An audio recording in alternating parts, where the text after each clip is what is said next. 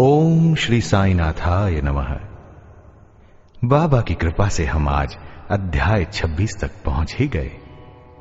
कृपा साई की पाहुए, साई पर अनुरक्त, रोगी बालक दुखी गृहस्थ, दूजे गुरु का भक्त।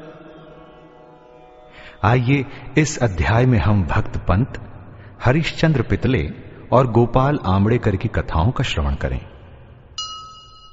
इस सृष्टि में स्थूल, सूक्ष्म, चेतन और जड़ आदि जो कुछ दृष्टि गोचर हो रहा है वह सब एक ब्रह्म है और इसी एक अद्वितीय वस्तु ब्रह्म को ही हम भिन्न भिन्न नामों से संबोधित करते तथा भिन्न भिन्न दृष्टियों से देखते हैं।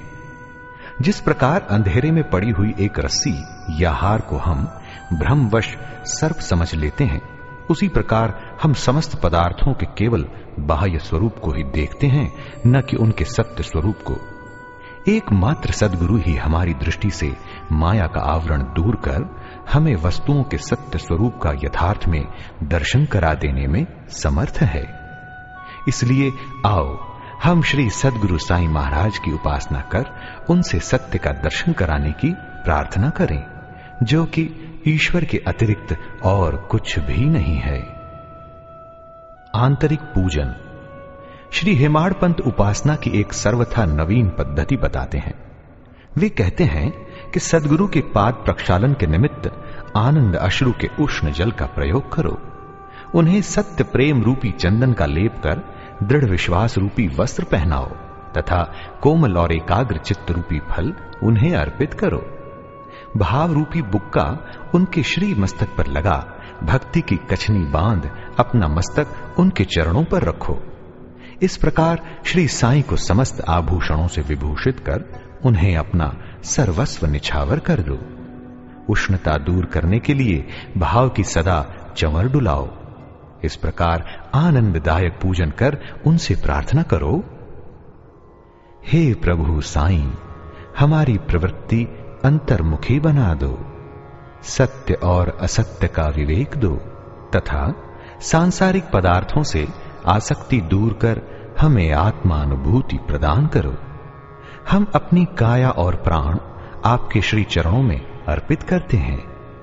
हे प्रभु साईं, मेरे नेत्रों को तुम अपना नेत्र बना लो ताकि हमें सुख और दुख का अनुभव ही न हो। हे साईं, मेरे शरीर और मन को तुम अपनी इच्छानुकूल चलने दो तथा मेरे चंचल मन को अपने चरणों की शीतल छाया में विश्राम करने दो। आइए अब इस अध्याय की कथाओं की ओर आते हैं। पहली कथा है भक्त पंत की। एक समय एक भक्त जिनका नाम पंत था और जो एक अन्य सद्गुरु के शिष्य थे, उन्हें शिरडी पधारने का सौभाग्य प्राप्त हुआ। उनकी शिरडी आने की इच्छा तो न थी, परंतु मेरे मन कछु और है, विधाता के कुछ और वाली कहावत चरितार्थ हुई। वे पश्चिम रेलवे द्वारा यात्रा कर रहे थे, जहां उनके बहुत से मित्र व संबंधियों से अचानक ही भेंट हो गई, जो कि शिरडी यात्रा को ही जा रहे थे।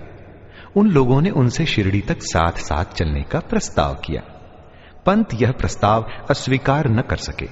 तब वे सब लोग बंबई में उतरे और पंत विरार में उतर अपने सद्गुरु से शिरडी प्रस्थान करने की अनुमति लेकर तथा आवश्यक खर्च आदि का प्रबंध कर सब लोगों के साथ रवाना हो गए। वे प्रातःकाल वहां पहुंच गए और लगभग 11 बजे मस्जिद को गए। वहां पूजनार्थ भक्तों का एकत्रित समुदाय देख सभी को अति प्रसन्नता हुई, परंतु पंत को अचानक ही मूर्छा आ गई और वे बेसुध होकर वहीं गिर पड़े।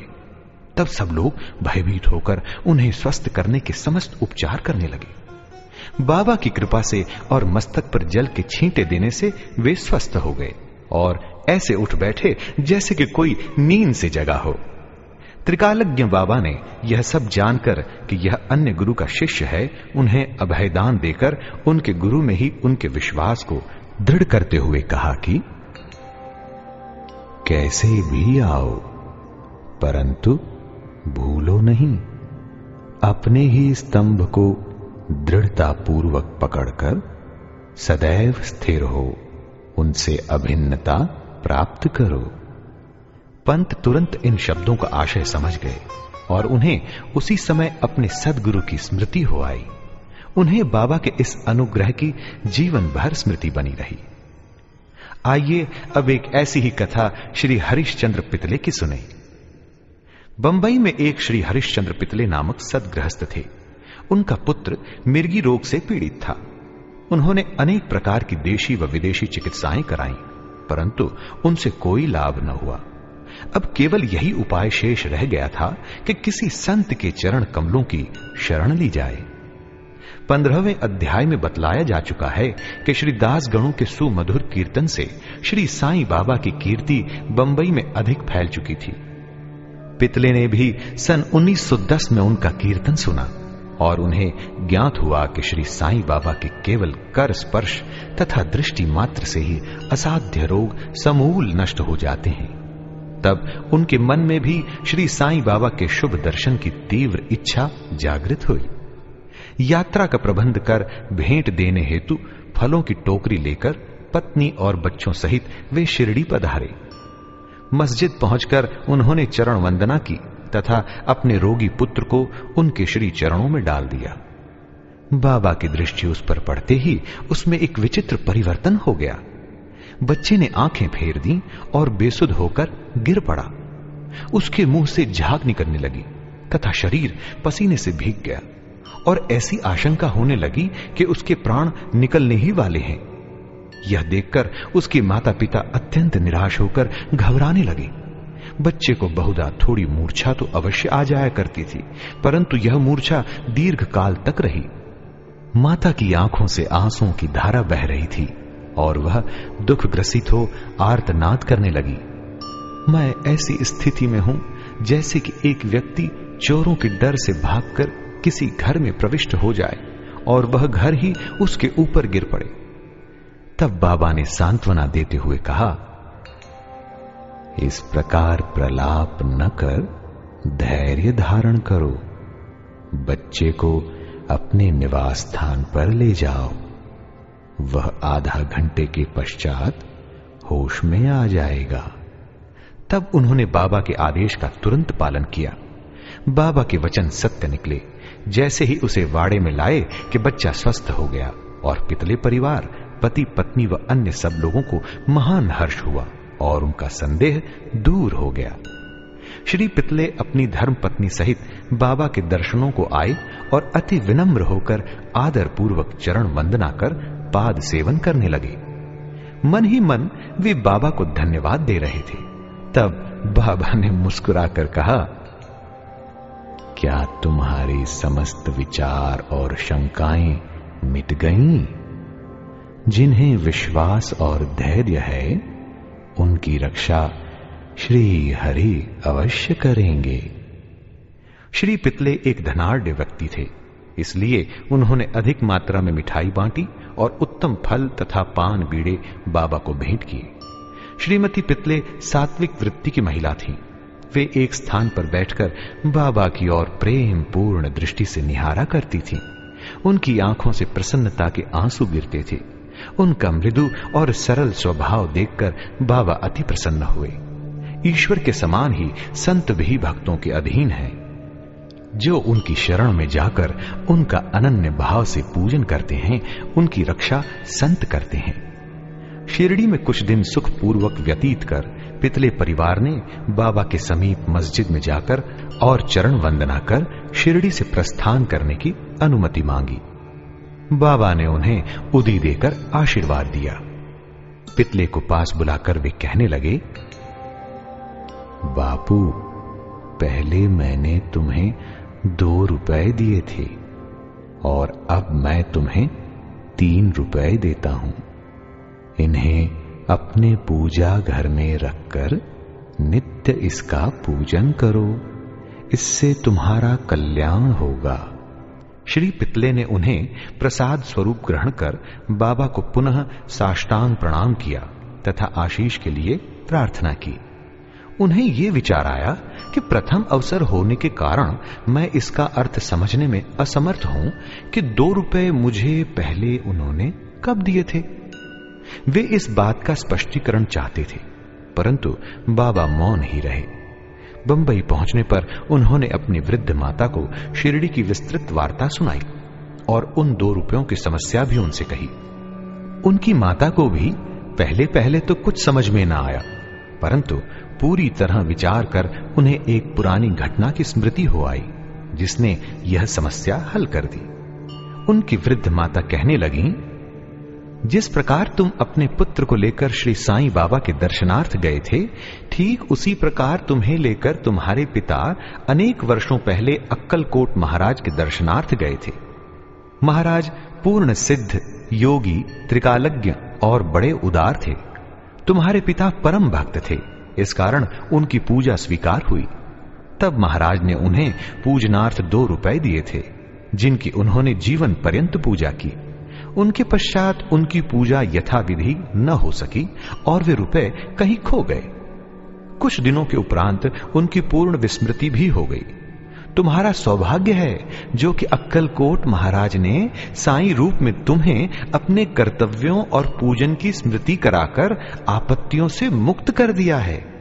अब भविष्य में जागरूक रहकर समस्त शंकाएं और सोच विचार छोड़कर अपने पूर्वजों को स्मरण कर रिवाजों का अनुसरण कर उत्तम प्रकार का आचरण अपनाओ।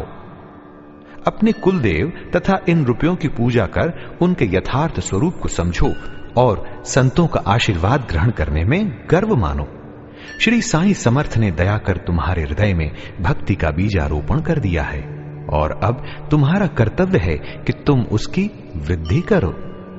माता के मधुर वचनामृत का पान कर श्री पितले को अत्यंत हर्ष हुआ।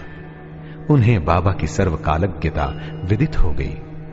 उनके श्री दर्शन का भी महत्व ज्ञात हो गया। इसके पश्चात वे अपने व्यवहार में अधिक सावधान भी हो गए। आइए अब श्री आमड़ेकर की कथा सुने। पुणे के श्री गोपाल नारायण आमड़ेकर बाबा के परम भक्तों में से एक थे, जो ठाणे जिला और जवाहर स्टेट के आबकारी विभाग में 10 वर्षों से कार्य करते थे। वहां से सेवा निवृत्ति होने पर उन्होंने अन्य नौकरी ढूंढी, परंतु वे सफल न हुए। तब उन्हें दुर्भाग्य ने चारों ओर से घेर लिया, जिससे उनकी आर्थिक स्थिति और भी अधिक दयनीय हो गई। ऐसी परिस्थिति में उन्होंने 7 वर्ष व्यतीत किए। वे प्रतिवर्ष शिरडी जाते और अपना दुखदायी कथा वार्ता बाबा को सुनाया करते थे। सन 1916 में तो उनकी स्थिति और भी अधिक चिंताजनक हो गई। तब उन्होंने शिरडी जाकर आत्महत्या करने की ठानी। इसलिए वे अपनी पत्नी को साथ लेकर शिरडी आए और वहां 2 मास तक ठहरे। एक रात्रि को दीक्षित वाड़े के सामने एक बैलगाड़ी पर बैठे बैठे उन्होंने कुएं में गिरकर प्राणांत करने का और साथ ही बाबा ने उनकी रक्षा करने का निश्चय किया। वहीं समीप ही एक भोजनालय के मालिक श्री सगुण मेरू नायक ठीक उसी समय बाहर आकर उनसे इस प्रकार वार्तालाप करने लगे, क्या आपने कभी श्री अक्कलकोट महाराज की जीवनी पढ़ी है? सगुण से पुस्तक लेकर उन्होंने पढ़ना प्रारंभ कर दिया। पुस्तक पढ़ते पढ़ते वे एक ऐसी कथा पर पहुंचे जो इस प्रकार थी। श्री अक्कलकोट महाराज के जीवन काल में एक व्यक्ति असाध्य रोग से पीड़ित था। जब वह किसी प्रकार भी कष्ट सह न सका तो वह बिल्कुल निराश हो गया और एक रात्रि को कुएं में कूद पड़ा। तत्क्षण ही महाराज वहां पहुंच गए और उन्होंने स्वयं अपने हाथों से उसे बाहर निकाला और वे उसे समझाने लगे, तुम्हें अपने शुभ अशुभ कर्मों का फल अवश्य ही भोगना चाहिए। यदि भोग अपूर्ण रह गया तो पुनर्जन्म धारण करना पड़ेगा। इसलिए मृत्यु से यह श्रेयस्कर है कि कुछ काल तक उन्हें सहन कर पूर्व जन्मों के कर्मों का भोग समाप्त कर सदैव के लिए मुक्त हो जाओ। यह सामयिक और उपयुक्त कथा पढ़कर आमड़ेकर को महान आश्चर्य हुआ और वे द्रवित हो गए। यदि इस कथा द्वारा उन्हें बाबा का संकेत प्राप्त न होता तो अभी तक उनका प्राणांत ही हो गया होता। बाबा की व्यापकता और दयालुता देखकर उनका विश्वास दृढ़ हो गया और वे बाबा के परम भक्त बन गए। उनके पिता श्री अक्कलकोट महाराज के शिष्य थे और बाबा की इच्छा भी उन्हें उन्हीं के पद चिन्हों का अनुसरण कराने की थी। बाबा ने उन्हें आशीर्वाद दिया और अब उनका भाग्य चमक उठा। उन्होंने ज्योतिष शास्त्र के अध्ययन में निपुणता प्राप्त कर उसमें बहुत उन्नति कर ली और बहुत सा धन अर्जित करके अपना शेष जीवन सुख और शांति पूर्वक व्यतीत किया। श्री सद्गुरु साईनाथार्पणमस्तु। शुभम भवतु। अपने कर्मों के फल को कर लो सहज स्वीकार, साईं का उपदेश कराए भव सागर के पार। अध्याय 26 संपूर्णम। साईं नारायण नारायण हरि हरि।